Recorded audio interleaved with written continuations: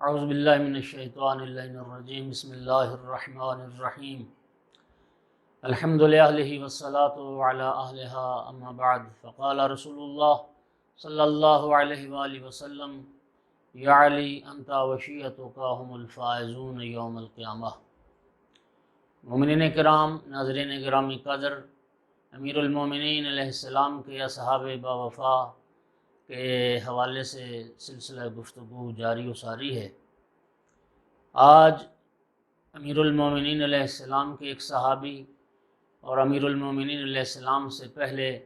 سرکار دو عالم صلی اللہ علیہ وآلہ وسلم کے صحابی ابو الحیثم بن تیہان انصاری، آج ان کی شخصیت کے حوالے سے اور حالات زندگی کے حوالے سے گفتگو کرنا ہے۔ جناب ابو الحیثم بن تیہان یہ مدینہ کے رہنے والے تھے اور انصار میں سے تھے، اور انصار کے جو دو معروف قبیلے تھے اوس اور خزرج، تو یہ جناب ابو الحیثم جو تھے یہ قبیلہ اوس کی ایک شاخ بنی زعورہ سے تھے۔ ان کا اکثر مورخین نے، اگرچہ نام میں تھوڑا اختلاف ہے، لیکن اکثر مورخین نے لکھا کہ ابو الحیثم کا نام مالک تھا، مالک بن تیہان بن مالک، لیکن ابو حیثم اور ابن تیہان کے نام سے معروف اور مشہور ہوئے۔ ان کی والدہ ماجدہ کا نام لیلہ بنت عتیق تھا۔ ان کے ایک بھائی بھی تھے عبید، جو جنگ بدر اور جنگ احد میں سرکار دو عالم صلی اللہ علیہ وآلہ وسلم کے ساتھ ہم رکاب ہو کے جنہوں نے جنگ کی، اور پھر میدان احد میں، جنگ احد میں انہوں نے جام شہادت نوش کیا۔ ابو حیثم بن تیہان کے اسلام لانے کے متعلق عرض کرتا ہوں، لیکن ایک بات مورخین نے سب مورخین نے لکھی وہ یہ ہے کہ ابو الحیثم قبل از اسلام، اس زمانہ جاہلیت اور زمانہ بت پرستی میں بھی وہ موحد تھے، یکتا پرست تھے، اور انہوں نے کبھی شرک اور بت پرستی کا ارتکاب نہیں کیا اور شرک سے دوری اختیار فرماتے تھے۔ ابو حیثم ان چند افراد میں سے ایک تھے کہ جنہوں نے اسعد بن زرارہ کے ہمراہ مکہ میں حضرت صلی اللہ علیہ وآلہ وسلم کے ساتھ ملاقات کی تھی، اور اس پہلی ملاقات میں ہی انہوں نے اسلام قبول کیا تھا اور سرکار دو عالم کی ندائے توحیدی پر لبیک کہی اور وفاداری کا عہد و پیمان باندھا۔ جناب ابو حیثم بن تیہان یہ وہ صحابی رسول ہیں اور جلیل المرتبت شخصیت کہ جنہوں نے دونوں بیعتوں میں شرکت کی اور 2 مرتبہ سرکار دو عالم صلی اللہ علیہ وآلہ وسلم کے ہاتھ پہ بیعت کی، بیعت عقبہ اولیٰ اور بیعت عقبہ ثانیہ۔ مومنین کرام، میں عرض کروں کہ زمانہ جاہلیت میں بھی جو کافر بھی تھے، مشرک بھی تھے، وہ خانہ کعبہ کا حج کیا کرتے تھے۔ تو جب یہ حج کا موسم تھا تو مینا میں لوگ کفار مشرکین قبائل آ کے ٹھہرتے تھے، تو سرکار دو عالم صلی اللہ علیہ وآلہ وسلم ان سے ملاقات کر کے انہیں اسلام کی دعوت دیتے تھے اور توحید کی دعوت دیتے تھے۔ بیعت عقبہ اولیٰ تاریخ اسلام کا ایک ایسا واقعہ ہے کہ جس بیعت کا 2 بار تکرار ہوا۔ بعثت کا 12واں سال تھا، یعنی سرکار دو عالم کے اعلان رسالت کے 12ویں سال میں یہ بیعت واقع ہوئی۔ یثرب کے قبیلہ اوس اور خزرج کے 7 خاندانوں کے 12 افراد، یہ حضرات حج کے موقع پہ وہاں گئے اور مینا کے نزدیک ایک گھاٹی تھی جسے عقبہ کہتے ہیں، تو اس گھاٹی میں جا کے سید الانبیاء صلی اللہ علیہ وآلہ وسلم کے ساتھ انہوں نے ملاقات کی، اور وہاں پہ انہوں نے سرکار کے دست مبارک پر بیعت کی تھی۔ ان 12 افراد نے اس بات پر بیعت کی، سرکار دو عالم نے جو شرائط رکھے بیعت کے، پہلی شرط یہ تھی کہ اللہ کی عبادت میں وہ کسی کو شریک نہیں بنائیں گے۔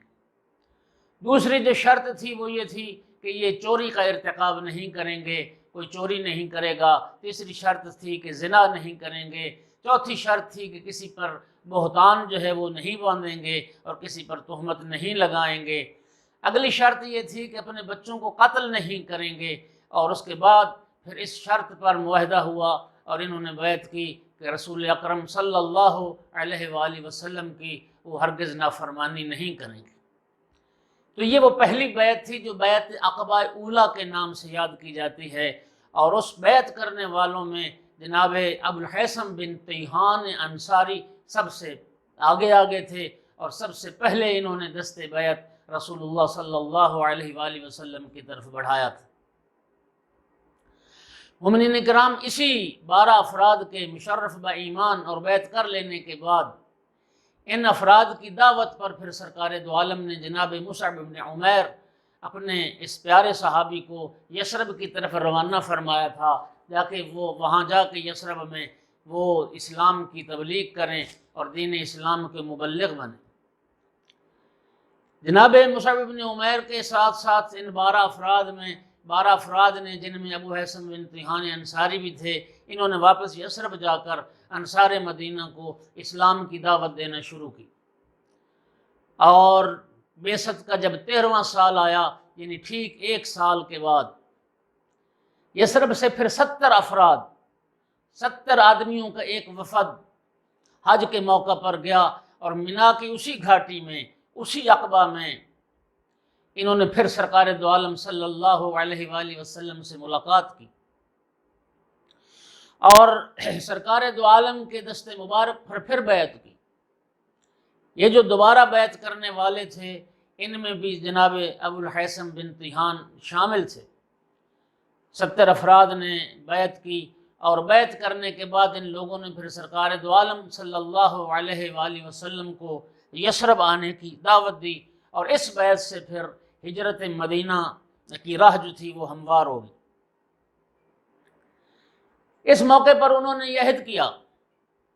کہ ہم لوگ آپ کے اور آپ کے دین اسلام کے حفاظت کے لیے اپنی جانیں بھی قربان کریں گے، اور مال خرچ کرنا پڑا تو اس سے بھی دریغ نہیں کریں گے۔ اس موقع پر سرکار دو عالم کے چچا جناب عباس بن عبد المطلب بھی موجود تھے۔ انہوں نے ان یثرب والوں سے کہا کہ دیکھو، ہم نے اپنے خاندان بنی ہاشم میں محمد مصطفیٰ صلی اللہ علیہ وآلہ وسلم کو، ہمارے خاندان میں یہ ہر طرح سے باعزت ہیں اور ہر طرح سے محترم ہیں، اور ہم نے دشمن کے مقابلے میں سینہ سپر ہو کر ہمیشہ ان کی حفاظت کی ہے۔ اگر تم ان کو اپنے وطن لے جانے کے خواہش مند ہو، کیونکہ وہ دعوت دے چکے تھے مدینہ کی، تو فرمایا سن لو، اگر تم لوگ مرتے دم تک ان کا ساتھ دے سکو تو بہتر ہے، ورنہ اگر ان کی نصرت سے تم کوتاہی کرو تو پھر بہتر ہے کہ یہیں تم ان سے کنارہ کش ہو جاؤ۔ یہ سن کر برا بن عازب طیش میں آ کر کہنے لگے کہ ہم لوگ تلواروں کی گود میں پلے ہیں۔ ابھی اتنے ہی کہہ پائے تھے کہ ابو الہیثم بن تیہان نے بات کاٹتے ہوئے کہا کہ یا رسول اللہ، ہم لوگوں کے یہودیوں کے ساتھ پرانے تعلقات تھے، ایک بعض کے ساتھ ہمارے معاہدے تھے، ہمارے مسلمان ہو جانے کے بعد یہ تعلقات ٹوٹ جائیں گے۔ یا رسول اللہ، اب کہیں ایسا تو نہیں ہوگا کہ جب اللہ تعالیٰ آپ کو غلبہ عطا کرے اور آپ کے دین کو غلبہ عطا کرے تو آپ ہم لوگوں کو چھوڑ کر پھر مکہ واپس آ جائیں؟ یہ سن کر سرکار دو عالم صلی اللہ علیہ وآلہ وسلم مسکرائے، اور مسکراتے ہوئے فرمایا کہ نہ، تم اطمینان رکھو، تمہارا خون میرا خون ہے، اور یقین کرو کہ میرا جینا تمہارا جینا ہے، میرا جینا مرنا تمہارے ساتھ ہے، اور فرمایا میں تمہارا ہوں اور تم میرے ہو، تمہارا دشمن میرا دشمن اور تمہارا دوست میرا دوست ہے، اور تم نے جس کسی کے ساتھ بھی کوئی معاہدہ کیا ہے وہ میرے نزدیک محترم ہے۔ اور پھر انہوں نے اس بات پر بیعت کی، عقبہ ثانیہ شرط پر ہوئی کہ تم یہ وعدہ کرو کہ میرا دفاع کرو گے جس طرح تم اپنے اہل بیت، اپنے اہل و عیال اور اپنے فرزندان کا دفاع کرو گے۔ اور اس بیعت میں بھی جناب ابو الہیثم بن تیہان وہ شخصیت تھی، پہلی شخصیت تھی جنہوں نے دست رسالت پر ہاتھ بڑھایا اور دست رسالت پر بیعت کی۔ ان کی بیعت ہو جانے کے بعد پھر سرکار دو عالم صلی اللہ علیہ وآلہ وسلم نے اہل یثرب سے فرمایا کہ تم لوگ اپنے اندر سے 12 افراد کو منتخب کرو جو تمہارے 12 نقیب ہوں گے۔ اہل یثرب نے عرض کی یا رسول اللہ آپ خود ہی ہمارے اندر سے ان افراد کو منتخب فرمائیں۔ تو تاریخ کہتی ہے کہ جناب جبرائیل حاضر ہوئے اور جبرائیل علیہ السلام کے کہنے سے وحی الہی کے مطابق سرکار نے 12 نقیب منتخب کیے، 12 افراد کا انتخاب کیا۔ سرکار نے فرمایا یہ 12 نقیب تمہارے سرپرست، تمہارے کفیل ہوں گے۔ جس طرح حضرت موسیٰ علیہ السلام نے بنی اسرائیل میں سے 12 نقیب منتخب کیے تھے، جس طرح حضرت عیسیٰ علیہ السلام نے بھی اپنے 12 حواری منتخب کیے تھے، فرمایا یہ 12 نقیب جو ہوں گے یہ تمہارے سرپرست ہوں گے اور تمہارے کفیل ہوں گے۔ اور یہ وہ افراد تھے نقیب جو اپنے دین کے بھی ذمہ دار تھے اور لوگوں کے دین کے بھی ذمہ دار تھے، اور انہوں نے یہ وعدہ کیا تھا کہ اپنے قوم و قبیلے کو بدعات سے اور دین کے مخالف چیزوں سے اور انحرافات سے بچائیں گے اور ان کو ان کجی سے اور انحرافات سے محفوظ رکھیں گے۔ جناب ابو الہیثم بن طیہان وہ شخصیت تھی کہ جنہوں نے رسول اللہ صلی اللہ علیہ وآلہ وسلم کی حیات مبارکہ میں تمام غزوات میں حصہ لیا اور تمام صدر اسلام کی تمام جنگوں میں شرکت فرمائی، اور زندگی کے آخری حصے میں آقا امیر المومنین علی ابن ابی طالب علیہ السلام کے ساتھ اور ان کے ہم رکاب ہو کر اور ان کی معیت میں اور ان کی حمایت میں جنگ جمل میں بھی شرکت کی اور جنگ صفین میں بھی انہوں نے شرکت کی۔ اور جس طرح آیت خداوندی فاستقم کما امرتا کہ اس طرح سے استقامت اختیار کرو جس طرح سے تمہیں حکم دیا گیا ہے، تو اس آیت کا جناب ابو الہیثم بن طیہان ایک کامل نمونہ تھے۔ امیر المومنین علیہ السلام کے ساتھ عشق اور ارادت اور راہ ولایت اور راہ محبت امیر المومنین میں استقامت اور ثابت قدمی کا اندازہ آپ ان کے ان اشعار سے لگا سکتے ہیں جو انہوں نے میدان جمل میں اور جنگ جمل میں پڑھے تھے۔